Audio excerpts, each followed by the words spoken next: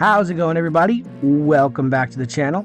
I am your host, as always, Hicksydust, here with a brand new style of video for the channel.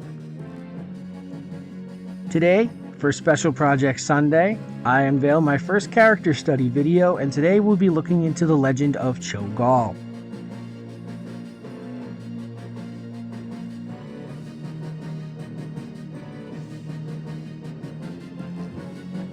If you guys have been following along, on my Throwback Thursday video series, I've been playing Warcraft 2 Tides of Darkness, and we have recently crossed paths with the Horde hero Cho'Gall. Cho'Gall makes appearances in Warcraft 2, as well as World of Warcraft, but there are gaps where he appears in the games, and I wanted to delve deeper into the lore of this character just to get a sense of how big his role is with the franchise.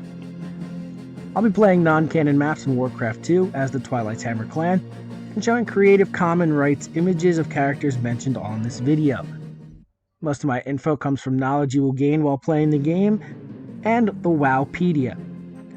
This video took quite some time to put together, so I hope you will all enjoy it. Cho'Gall's story starts in the events prior to Warcraft 1, Orcs and Humans. Cho'Gall is a twin-headed ogre. According to Warcraft lore, this is quite rare, and his birth was treated as a positive omen in the city of Highmaul. Cho'Gall was gifted with a natural affinity to arcane magics, and gained an immense following with the people of Highmaul. However, his arrogance and lust for power would put him at odds with the ruling class of the city.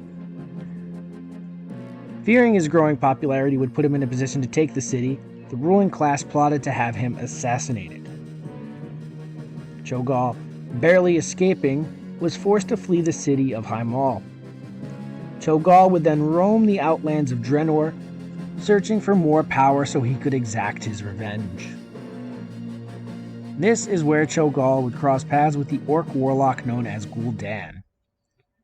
Gul'dan was attempting to create a shadow council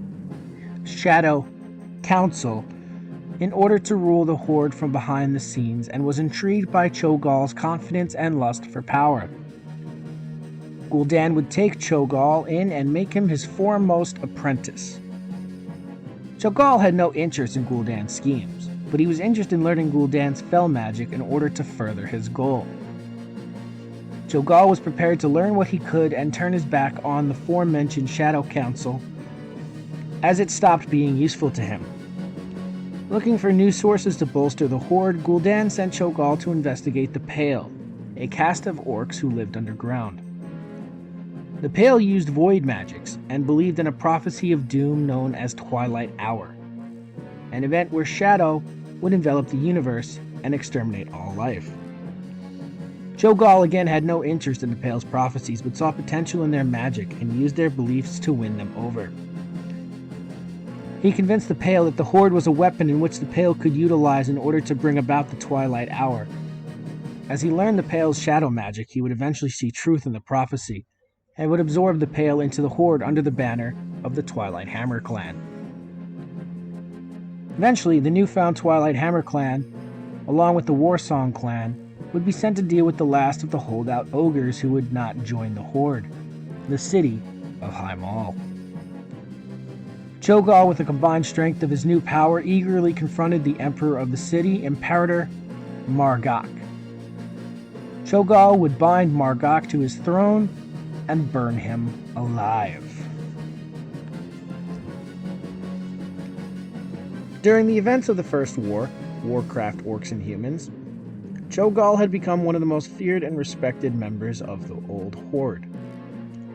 Chieftain Doomhammer considered him dangerous, as the beliefs that he and the Twilight's Hammer clan shared would brand him a fanatic. After entering Azeroth through the Dark Portal alongside Kilrogg Deadeye, the chieftain of the Bleeding Hollow clan, Cho'Gall was charged with leading the first assault on Stormwind Keep. Victory seemed likely as they watched the city and its soldiers burn in fellfire. However, an ambush led by Anduin Lothar would fell the efforts of Cho'Gall and Kilrogg. Anduin led a charge of knights through Elwyn Forest and assaulted the rear lines of the Horde. This forced Cho'Gall and Kilrogg to change direction and fight Anduin's forces instead of the keep. However, once their backs were turned, the city opened its gates and the surviving knights came pouring out, effectively trapping the Horde forces in a pincer attack. Cho'Gall and Kilrogg would have no choice but to retreat. This loss would be the biggest disaster of the war, and Doomhammer considered executing the two chieftains for their failure. Doomhammer decided against this action, however, fearing a revolt from the two clan's surviving members. As the war ravaged on, the Pale Orcs that made up the Twilight's Hammer clan would become a problem for War Chief Doomhammer. The Pale Orcs were prone to disobeying orders, or wandering off never to be seen again. Doomhammer considered making an example of the clan and wiping them out, when Cho'Gall intervened. Cho'Gall was merely acting as a proxy and not officially named chieftain. Cho'Gall promised to keep the orcs in line if he was to be named chieftain. Doomhammer agreed and was pleasantly surprised by the results. Cho'Gall had turned the entire clan around almost overnight. His success came from understanding the Pale beliefs. The Twilight Hammer clan had been hearing whispers of the old gods, ancient and evil beings sealed deep within the earth, servants of the Void Lords. The Pale Orcs, hearing their echoes louder and clearer than anywhere else, and believed it to be a sign of destiny that the Pale had finally found the place where they could bring about the Twilight Hour. Cho'Gall cared little for the gods of the Pale, believing that the Void was a force more than a presence. Cho'Gall finally having proof that they existed, and once more convinced the Pale that the Horde was the best weapon to bring about Twilight Hour, and the Pale Orcs once again fell into ranks, believing that the Twilight Hour was not far off. Now, Ogres would not really make their impact on the Horde until the Second War, Warcraft 2, Tides of Darkness, or Beyond the Dark Portal. In Warcraft Orcs and Humans, the units were very basic. You had either Orc units or you had human units. Ogres were in fact in the game, but they were seen as more of a neutral force than an asset to the Horde. In regards to Cho'Gall, in the events of Warcraft 2, he was considered extremely powerful and at the same time dangerously insane. His followers devolving that from a clan to more of a cult, whose sole purpose was to bring about the end of the world of Warcraft. Sorry, I had to make that joke. In his capacity as chieftain, Cho'Gall serving as right hand to Gul'dan, Cho'Gall was crucial in the creation of Death Knights, the Altar of Storms, as well as aiding in the transformation of ogres into Ogre Magi, much like himself. His first incarnation in the games comes during the Badlands level, as he was personally chosen by War Chief Doomhammer to inspect the oil refineries at Batol in Cosmodan. An ambush was expected, and Doomhammer sent additional troops to aid as Cho'Gall's escort. As the player chieftain, you are instructed that if his life should end, yours would be forfeit as well. Doomhammer has sent word that the Ogre Mage Cho'Gall, chieftain of the Twilight's Hammer clan, is personally inspecting the refinery at Batol. Cho'Gall and his convoy will be traveling through the Badlands of Cosmodan, and an ambush by strong god warriors is expected. The War Chief expects you to safeguard Cho'Gall and his minions through this region. Should he die, your life will be forfeit as well. Recently played this level, and we'll tag that video at the end of this one for your viewing pleasure. When the mission ends successfully, Cho'Gall would report that the refineries were all kept and meeting their quotas. Cho'Gall and the Twilight's Hammer clan would follow Gul'dan and the Stormweaver clan when the Warlock would discover the tomb of Sargeras. Though Cho'Gall did not enter the tomb himself, he would be assaulted by members of the Black-Toothed Grin clan, led by Rend and Maim, the Sons of Blackhand, who would be ordered by Doomhammer to execute the traitors to the Horde for abandoning the war and the final push on the capital city. While many perished in the Broken Isles, some of the Twilight's Hammer clan would survive.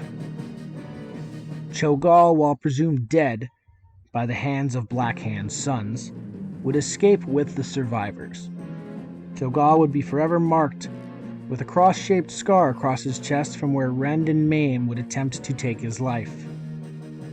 Cho'Gall and his remaining minions would sail west to the mysterious continent of Kalimdor, and his story, at least for the Warcraft RTS games, would end here, until he would re-emerge in World of Warcraft. The events and stories involving Cho'Gall do not even appear to have an effect on the storyline for Warcraft 3, and instead skip straight into the World of Warcraft, where Cho'Gall's exploits would put him at odds against Garona, a female orc originally from Warcraft 1 and adapted into the movie franchise. For a character who only appeared in one game before being used as a boss in World of Warcraft, his story is long and stretches well beyond his uses in Warcraft 2. Whether this was intentional from the start or all written in just to include him into World of Warcraft, I find his character building and writing both fascinating and impressive. But guys, that just about wraps up this video. I thank everybody for watching. Hit the like and subscribe button if you guys found this video interesting. Let me know your feedback in the comments section. Would you like me to do more character studies like this in the future? There's plenty of characters in the Warcraft lore who I could do a video like this on. We've already come into contact with one orc hero, Zul'jin, the leader of the trolls. I could also probably stretch this into maybe the Resident Evil franchise for Terror Tuesdays, among other games that I've played for the channel.